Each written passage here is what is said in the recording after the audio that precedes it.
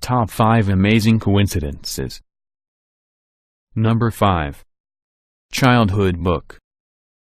While American novelist Anne Parrish was browsing bookstores in Paris in the 1920s, she came upon a book that was one of her childhood favorites, Jack Frost and Other Stories. She picked up the old book and showed it to her husband, telling him of the book she fondly remembered as a child. Her husband took the book, opened it, and on the flyleaf found the inscription, Anne Parrish, 209 North Weber Street, Colorado Springs. It was Anne's very own book. Number 4. Poker Luck. In 1858, Robert Fallon was shot dead, an act of vengeance by those with whom he was playing poker. Fallon, they claimed, had won the $600 pot through cheating, with Fallon's seat empty and none of the other players willing to take the now unlucky $600. They found a new player to take Fallon's place and staked him with the dead man's $600.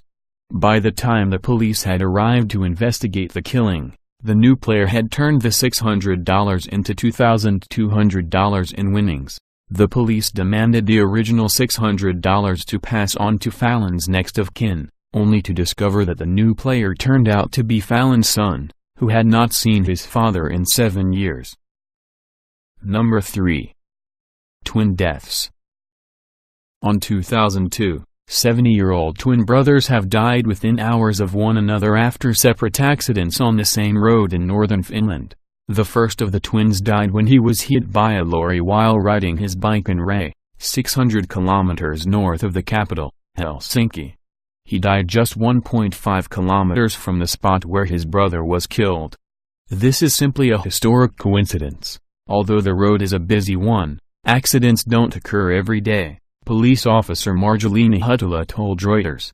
It made my hair stand on end when I heard the two were brothers, and identical twins at that. It came to mind that perhaps someone from upstairs had a say in this, she said. Number 2. Poe coincidence. In the 19th century, the famous horror writer, Edgar Allan Poe, wrote a book called The Narrative of Arthur Gordon Pym. It was about 4 survivors of a shipwreck who were in an open boat for many days before they decided to kill and eat the cabin boy whose name was Richard Parker. Some years later, in 1884, the yawl, Mygnanet, foundered, with only 4 survivors, who were in an open boat for many days. Eventually the 3 senior members of the crew, killed and ate the cabin boy. The name of the cabin boy was Richard Parker. Number 1. Royal coincidence.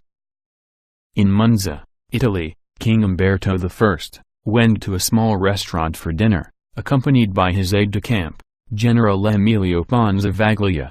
When the owner took King Umberto's order, the king noticed that he and the restaurant owner were virtual doubles, in face and in build.